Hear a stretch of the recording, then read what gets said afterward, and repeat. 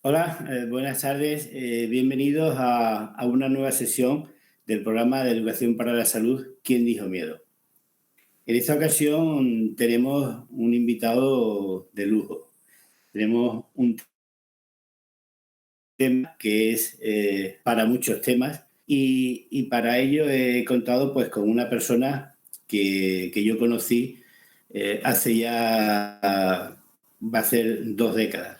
Fue por el año 2003, la primera vez que yo asistí a unas jornadas nacionales del Comité Nacional de Prevención del Tabaquismo en su ciudad, en Zaragoza, donde quedé impresionado no solo del excelente sitio donde se hicieron las jornadas, sino de la cantidad de gente que se congregó. Había más de 500 personas, especialistas en tabaquismo, que por aquella ocasión ya se reunían.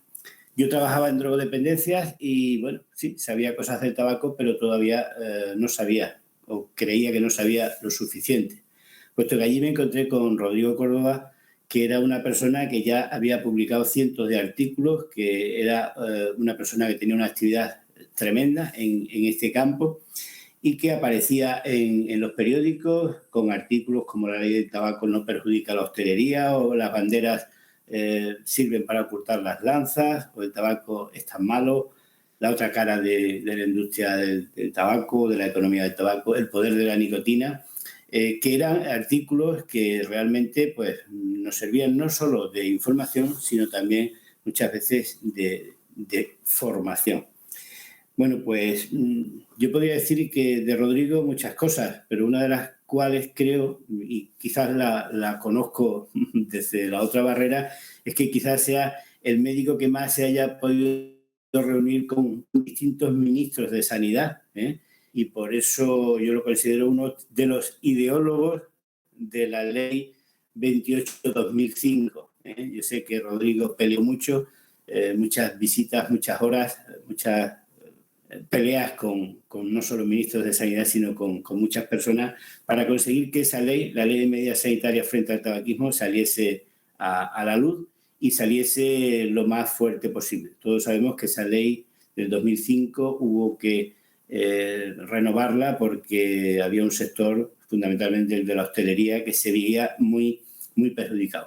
Y Rodrigo hacía estudios de ese tabaquismo pasivo y nos lo publicaba desde su Facultad de Medicina de Zaragoza y nos hacía ver que esos espacios sin humo seguían perjudicando porque no estaban sin humo para toda la gente. Precisamente los profesionales de la hostelería eran una de esas personas que sufrían. Él recordará eso pues ya pues, como batallas muy lejanas, pero que todavía las tenemos, todavía las tenemos presentes.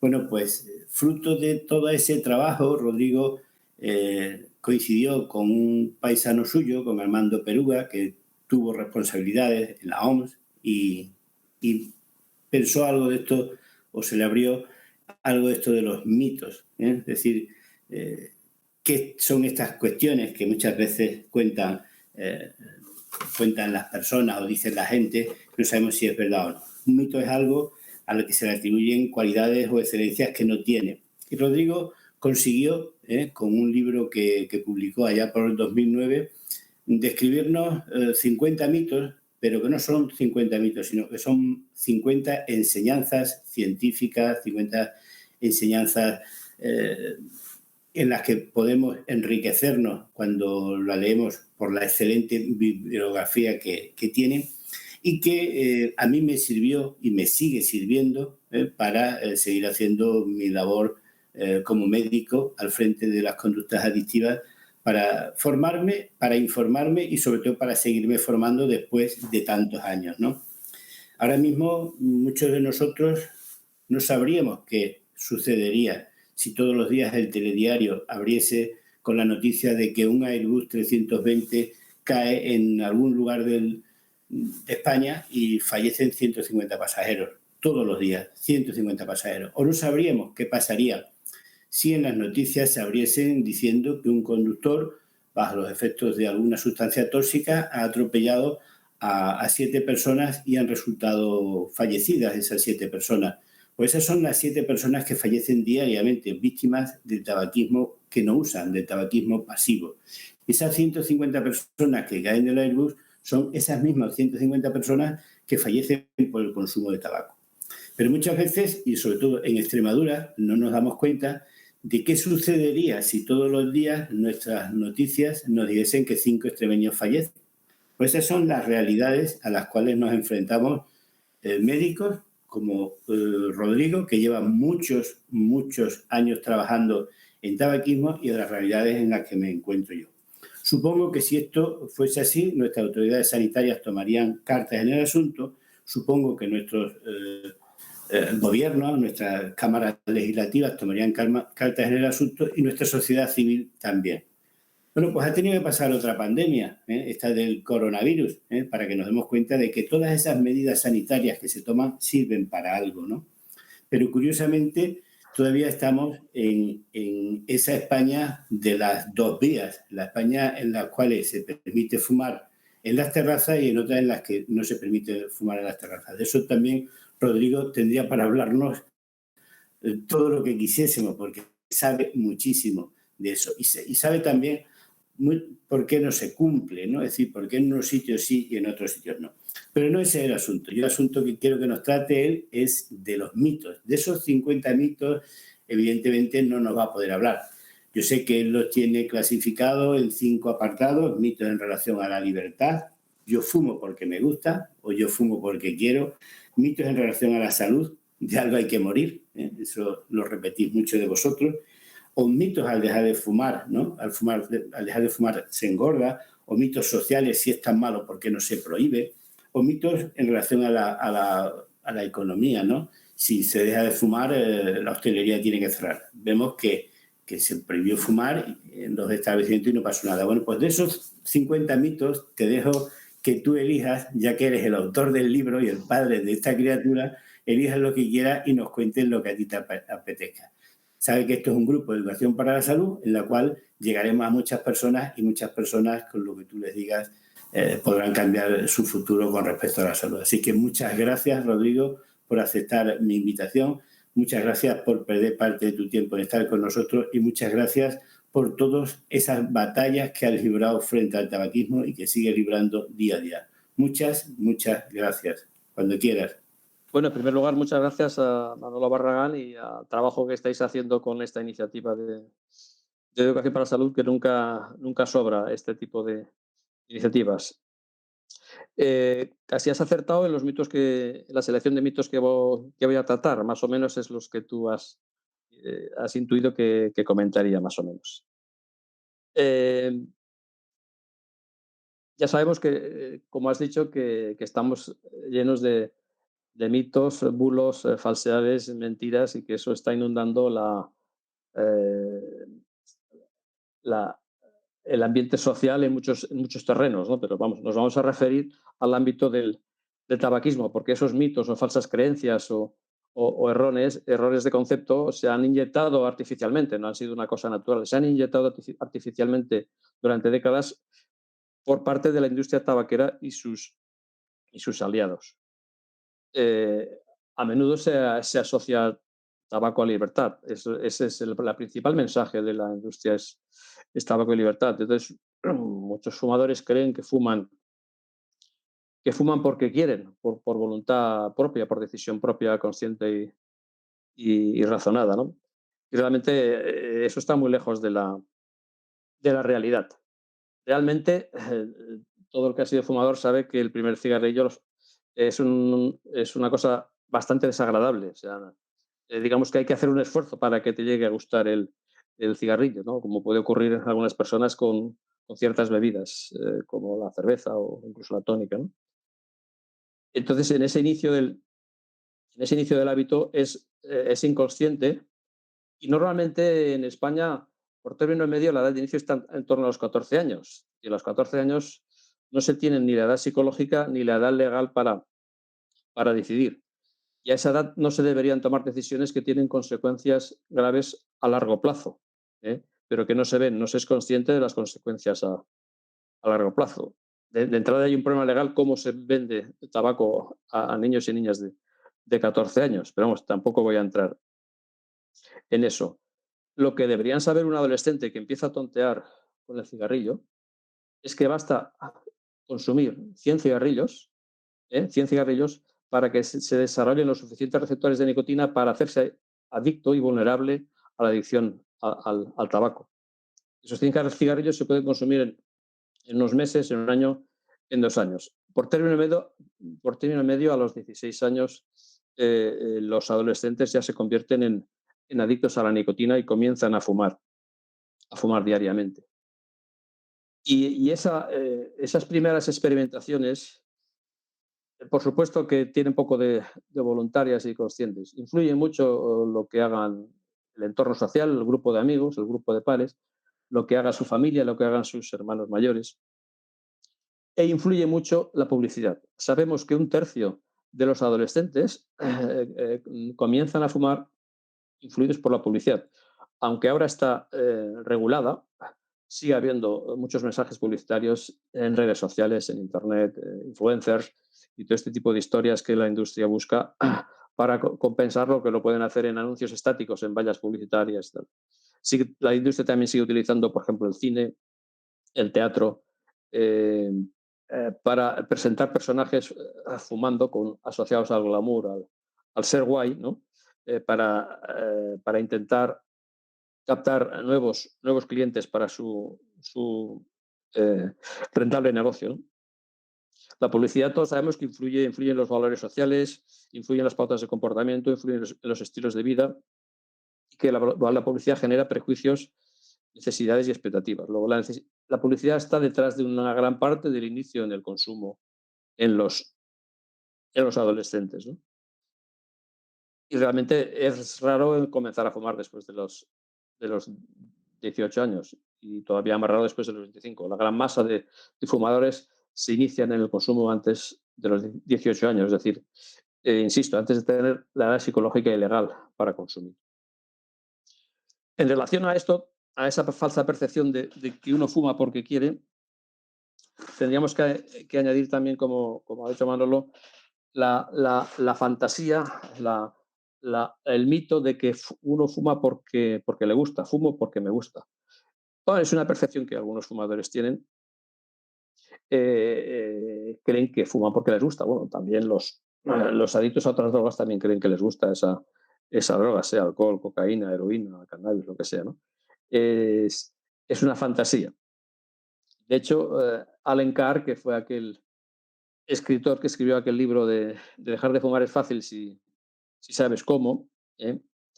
Él decía con mucho tino, dice, a mí también me gustan las langostas, pero no llevo colgadas al cuello 20 langostas, como los fumadores que llevan la cajetilla en el bolsillo de la camisa, ¿no?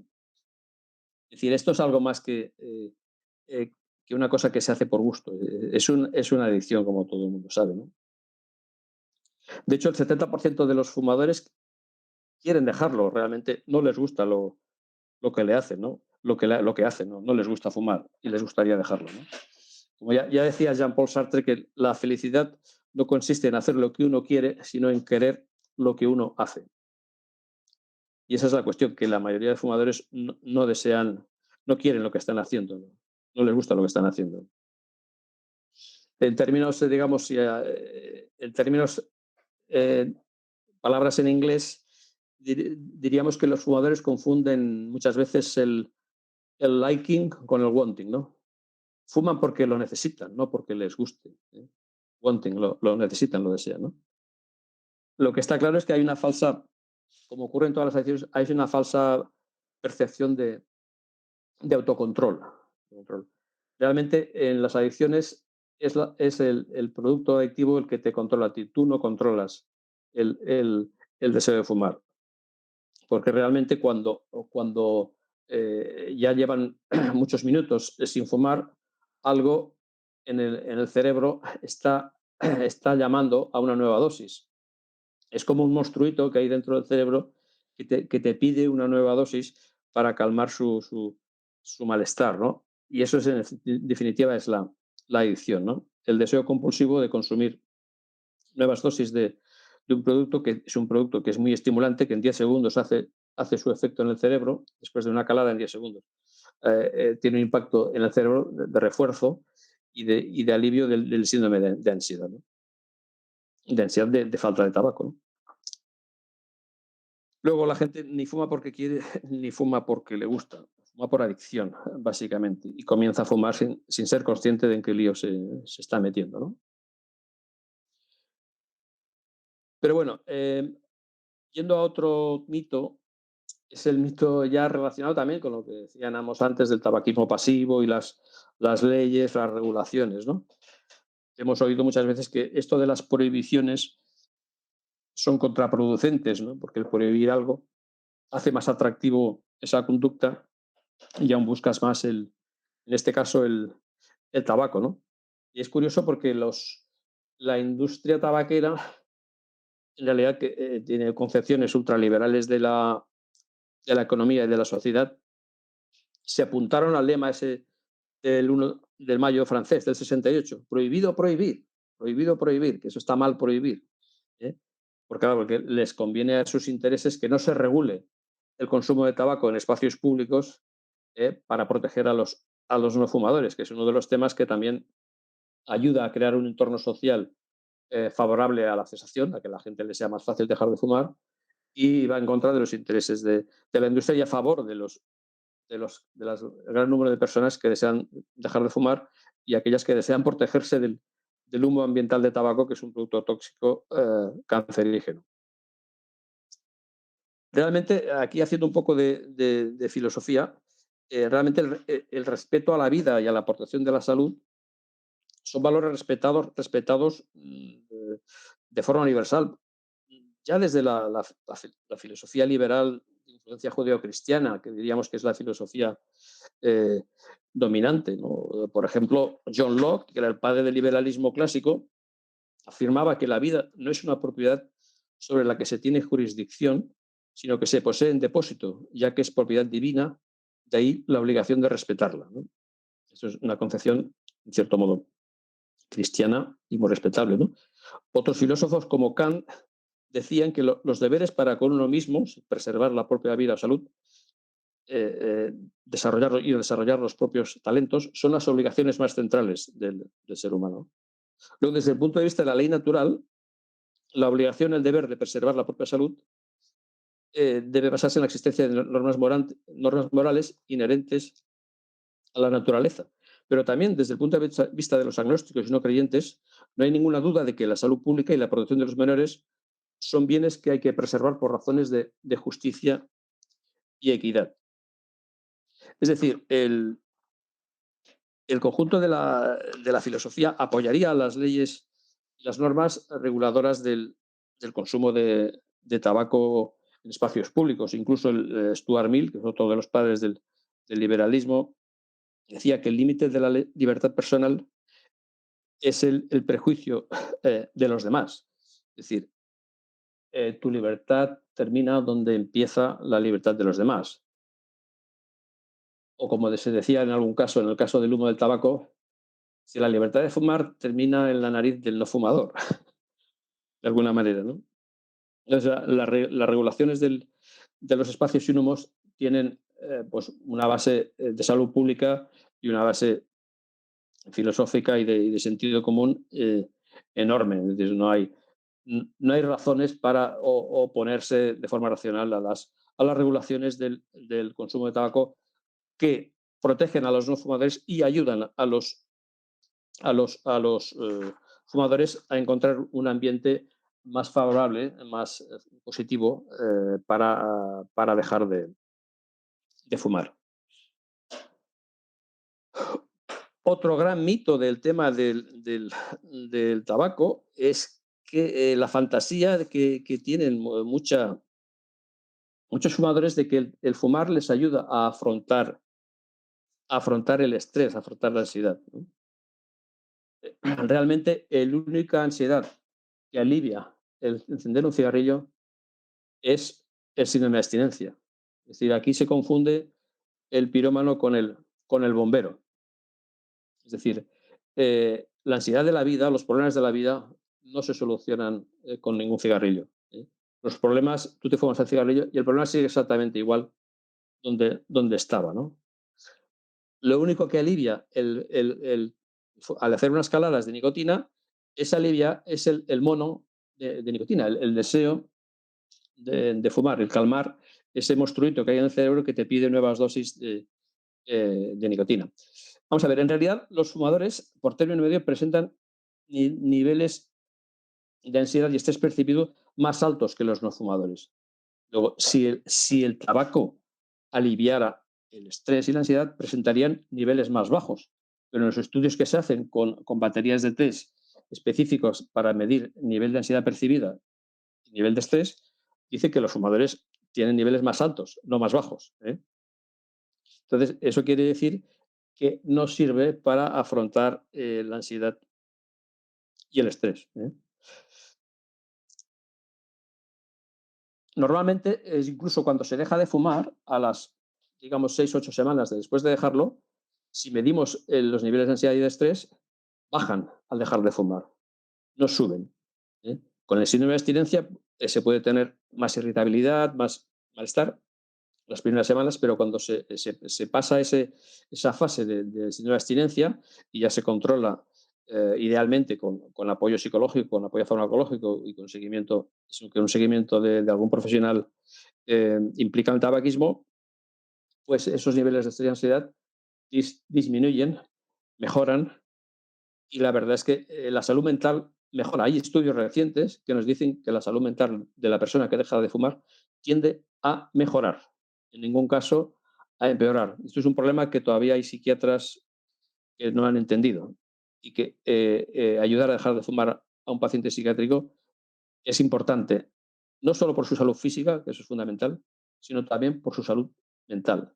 Y esto estamos en una fase que todavía los psiquiatras no han comprendido, la mayoría. Bien, también otro gran mito que tiene una parte de verdad, lógicamente, pero que en el fondo no es cierto, es que dejar de fumar engorda, ¿eh? Estrictamente hablando, cuando una persona deja de fumar, recupera el peso que le correspondería en función de su actividad física y de su ingesta calórica, ni más ni menos. ¿Por qué se suele ganar algo de peso? Por término medio, que no es inevitable. Se suele ganar algo de peso porque, claro, la nicotina que le estaban consumiendo consume unos 300 calorías por día. Es las calorías que consumirían 20 cigarrillos, entre 15 y 20 cigarrillos, al actuar sobre el gasto energético que te hace consumir calorías y disminuir un poquito masa grasa, ¿eh? Sin moverte del sillón, ¿eh? Claro, nadie utilizaría un producto para perder peso que fuera cancerígeno, ¿verdad? Ese es el problema del tabaco. Es un producto cancerígeno que hay fumadores jóvenes, sobre todo chicas, que intentan utilizar para mantenerse delgadas, a costa, bueno, de otras cosas como mal aliento, arrugas precoces y todos los problemas que tiene el tabaquismo en la mujer, ¿no? Es más específicos también que en el varón por todo el tema de fertilidad, maternidad y tal. Entonces, ¿qué ocurre? Que si tenemos cuidado con no comer calorías, exceso de calorías al dejar de fumar, podemos evitar ganar peso al dejarlo. Si aumentamos un poco la actividad física, podemos evitar ganar peso al dejarlo. Es decir, no es inevitable ganar peso al dejar de fumar, ¿eh? Realmente probablemente la población que deja de fumar y gana más peso son aquellos que lo dejan sin ningún tipo de soporte profesional. Los que lo dejan a pelo, sin ningún asesoramiento, sin ningún consejo, sin ningún tratamiento farmacológico, que también ayudan a no ganar peso, a dejar de fumar, etcétera. Por lo tanto, si queremos evitar ganar peso, busquemos un poco de soporte profesional para evitarnos el problema del peso.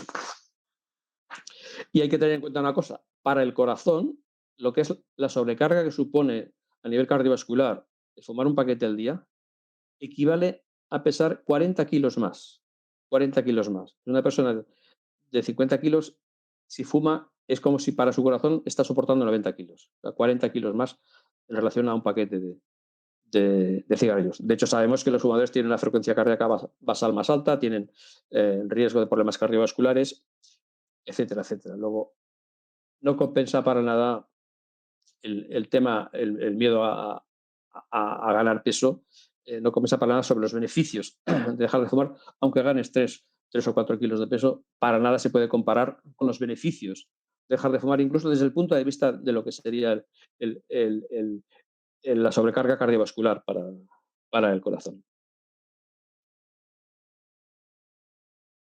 Bien, ¿algún comentario sobre que el tabaco aumenta el atractivo sexual, cosa relacionada con el cine, el glamour, etcétera, etcétera? Quizás es una cosa que ya está en decaída, el, el tema del atractivo sexual, pero cada vez es más evidente que poco contribuye al atractivo sexual un producto que tiende a producir impotencia y disfunción eréctil eh, en el varón, ¿no?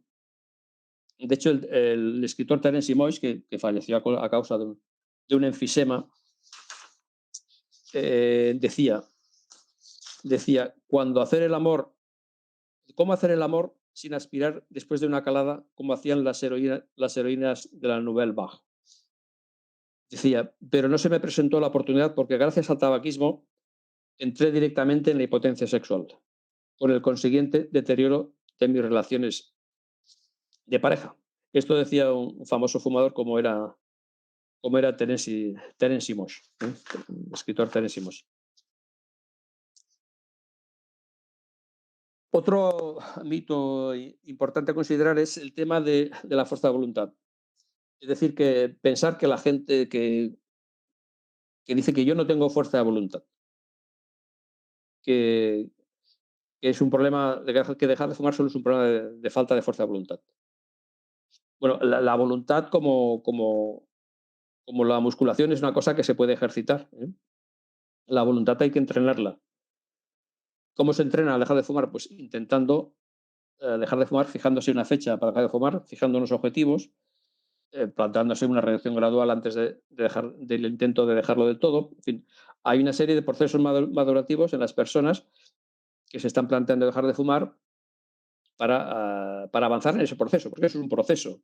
Eso se estima que dejar de fumar es un proceso que dura una media de 7 años y que requiere de 3 a 5 intentos.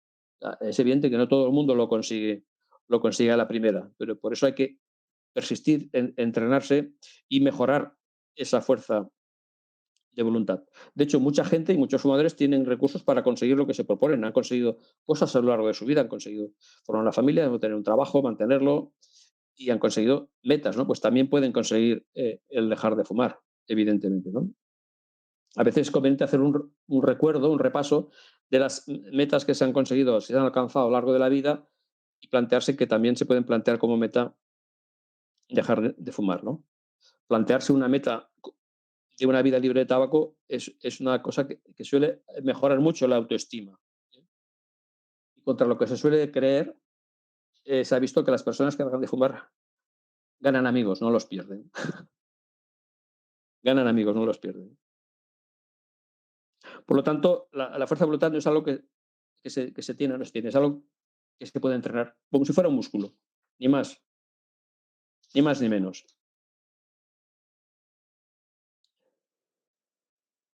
Bien, otro mito que quería comentar brevemente es el tema del pensar que todo esto del tabaco es psicológico. O sea, la dependencia del tabaco es psicológica, es física, es social, es gestual. Es una dependencia compleja, ¿no?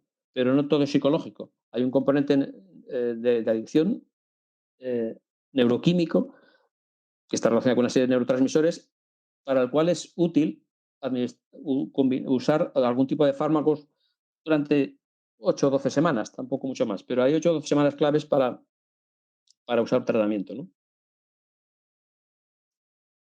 El, Esto es una de las cosas que Alan Carr, en su famoso libro Dejar de fumar es fácil, ignoraba, ¿no? Que menospreciaba el tratamiento farmacológico. Aunque decía una cosa muy curiosa. Decía, dejar de fumar es como comprarse unos zapatos de una talla menos para tener el placer de quitárselos de vez en cuando. ¿Eh? Es una cosa que realmente tiene razón, ¿no? Te creas un problema para de vez en cuando, consumiendo alguna calada, pues aliviar ese problema, ¿no? Entonces, el tratamiento del tabaquismo es psicológico, es apoyo cognitivo-conductual y es también farmacológico en muchos casos. Hay que utilizar algún tipo de tratamiento para que la dependencia física no suponga un riesgo de recaída a los pocos días, ¿no? La mayor parte de gente que lo intenta dejar por sí misma, pues el 97% recae en los primeros días. Por lo tanto, tengamos en cuenta eso, buscar un apoyo, buscar que nos den un apoyo psicológico y también un apoyo farmacológico si es necesario. Si el tabaco es tan malo, ¿por qué no se prohíbe? Si el tabaco es tan malo, ¿por qué no se prohíbe? Bueno, mucha gente que dice esto está diciendo, no será tan malo cuando no lo prohíben, ¿verdad? En fin, es un producto que lleva más de 100 años de venta legal, como es el alcohol, no se puede prohibir de la noche a la mañana, ¿eh? A pesar de que cada año causa un número de fallecidos en España parecido al equivalente al COVID, entre 60 y 69.000 muertes al año, que es un número de la misma magnitud que la del COVID, pero eso ocurre todos los años desde hace décadas, ¿eh? A pesar de eso, no se podría prohibir de la noche a la mañana porque traería una serie de consecuencias de aumento pues, espectacular del contrabando, la criminalidad, etcétera, etcétera. De hecho, en los años 20 se intentó prohibir el alcohol en Estados Unidos con la famosa ley seca y eso evidentemente fue un fracaso. El tabaco hay que regularlo, pero no se puede prohibir de la noche a la mañana. Sí que se puede hacer, como se está ya planteando, pla- eh, plantear un fin de la epidemia de tabaco, lo que se llama el tabaco endgame. Se está planteando en varios países europeos eh, el que entre 2030 y 2040 conseguir que el tabaco pase a ser un producto de consumo que lo consuma menos del 5% de la población. Eso se puede alcanzar, pero se puede alcanzar siguiendo, o sea, incorporando todas las medidas que contempla el Convenio Marco para el Control del Tabaco, que es, por ejemplo, aumento de los impuestos, prohibición de fumar en todos los espacios públicos, campañas eh, informativas y de sensibilización del conjunto de la sociedad, bien financiadas y periódicas. No vale una campaña cada 10 años o cada 7, hay que hacerlas anualmente. Y el empaquetado neutro para disminuir el efecto publicitario del propio paquete, que es digamos, el reducto donde las compañías mantienen las imágenes de marca. Es el propio paquete es la publicidad que se hace ahora, ¿no? Toda esa serie de medidas que ya conocemos, si se aplican de forma intensa en los próximos años, pues en 10 o 20 años podríamos llegar a lo que sería el tabaco endgame. En la práctica no es una prohibición total, pero sería dejar el tabaco a una cosa residual como puede ser el consumo de heroína o de cocaína, por debajo del 5% de la población. Y eso es factible si hay voluntad política. Factible si hay voluntad política. Y el otro tema que ya para finalizar es el tema de que si no hubiera los impuestos del tabaco, pues los gobiernos perderían muchos ingresos si no tuvieran los impuestos del tabaco y en determinados sectores económicos pues tendrían problemas si no se vendiera tabaco, ¿eh? Bien, lo que sabemos es que por cada 10% que sube los impuestos del tabaco, el consumo baja un 4% en los adultos y un 8% en los adolescentes, ¿eh? Y sin embargo, la recaudación fiscal no disminuye, aunque suban los impuestos. No disminuye la recaudación fiscal global. De hecho, en Corea del Sur, recientemente, se han subido los impuestos del tabaco un 80%. O sea, la cajetilla cuesta un 80% más en Corea del Sur. Y esto se ha visto ya que en poco tiempo ha tenido un impacto brutal en la prevalencia de consumo de tabaco en este país. Pero eso ha ocurrido en todos los países. Pasa que es raro que haya incrementos del 80%. Pues, por ejemplo, sería pasar de 5 euros a 9 euros. ¿Eh? Pasar de 5 euros a 9 euros. ¿Qué es lo que convendría a España? De hecho, Francia tiene el tabaco a 9 euros. Irlanda también, el Reino Unido. Nosotros, la marca más vendida está en los 5 euros, pero hay marcas evidentemente más baratas. Esa es la actuación que tiene mayor impacto en el consumo de tabaco, es subir el precio de forma importante, de forma significativa. ¿Eh? Si no puede ser un 80%, que sea un 20, un 30, pero que haya una subida significativa del precio, porque eso retrae el consumo, el inicio del consumo de los adolescentes y anima a las personas con menos recursos a dejar de fumar, ¿no? Entonces, si sabemos que en España el Estado recauda unos 9.000 millones de euros al año por los impuestos del tabaco, pero los gastos sanitarios y sociales del tabaco se ha estimado, los estimó el comité ya hace unos años, en 16.000 millones de euros, o sea, más o menos el doble. O sea, por decirlo de forma clara, por cada euro que el Estado recauda del tabaco, tiene 2 euros de gastos sanitario y social. Sanitario y social. Y sabemos que los fumadores tienen un gasto sanitario aproximadamente un 40% más alto que los no fumadores y tienen un 30% más de bajas laborales.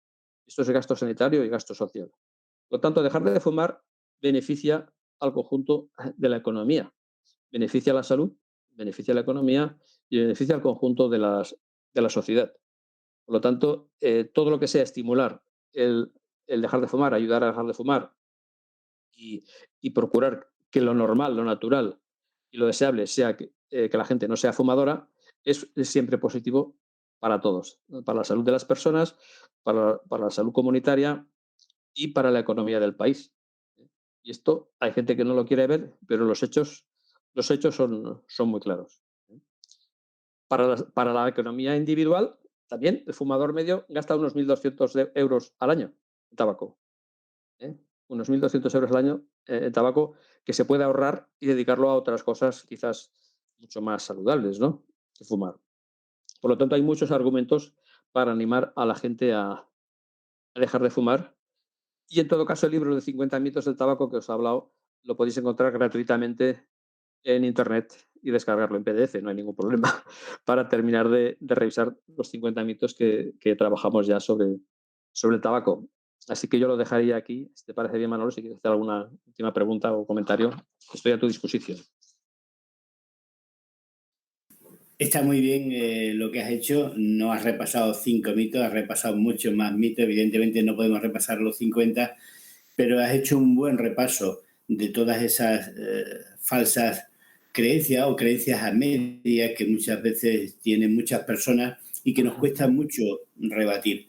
Yo me quedaría a modo de las personas que nos oyen con lo que nos has dicho y que yo les insisto mucho, que el dejar de fumar es un proceso y como tú bien has centrado, que puede durar hasta 7 años. Yo normalmente tengo pacientes hasta el año para darle la alta terapéutica, pero después los mantengo todo el tiempo que ellos quieren. Y hay pacientes con 7, con 10, con 15 y con más años que se mantienen adheridos de alguna manera al tratamiento. No son pacientes de mi cupo, pero sí siguen manteniendo la relación.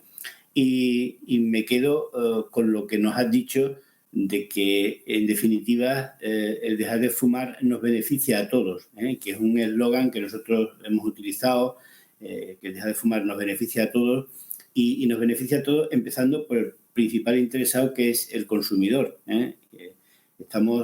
Nosotros vemos, yo insisto mucho en hacer el ahorro económico en todos los pacientes que trato, en que lo vayan evaluando poco a poco y vean que ese ahorro va creciendo y llegan a esas cifras que tú comentas, incluso más. Son las cifras medias para un consumidor de un paquete.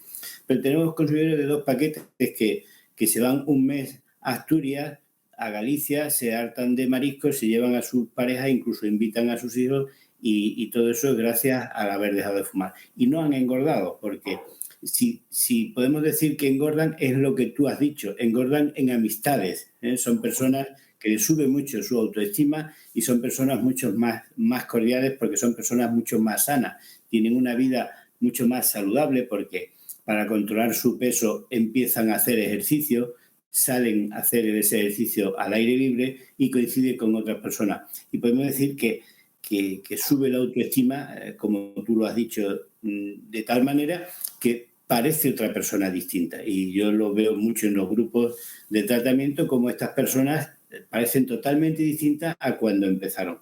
Por eso me ha parecido un repaso magnífico a los 8 o 10 mitos que nos has ido desgranando, porque coincide con lo que vemos y coinciden con lo que nuestros pacientes perciben. Pero es muy importante que tengan esa otra visión, de ese otro profesional que tiene una visión muchísimo más amplia, porque tú, evidentemente, nos has contado al final lo de los impuestos. Tú sabes mucho de la economía del tabaquismo y lo que más sabes es que estás convencido de que a quien más perjudica es a la persona que tú tienes en tu consulta. Entonces, tienes que hacer todo lo que puedas para que no solo mejore su salud física, sino que también mejore su salud social, al poder comprobar que ese dinero que malgasta en esos falsos alimentos para monos, pues ahora lo dedique a otras cuestiones que le redunden en su salud individual y sobre todo en su salud colectiva familiar, ¿no?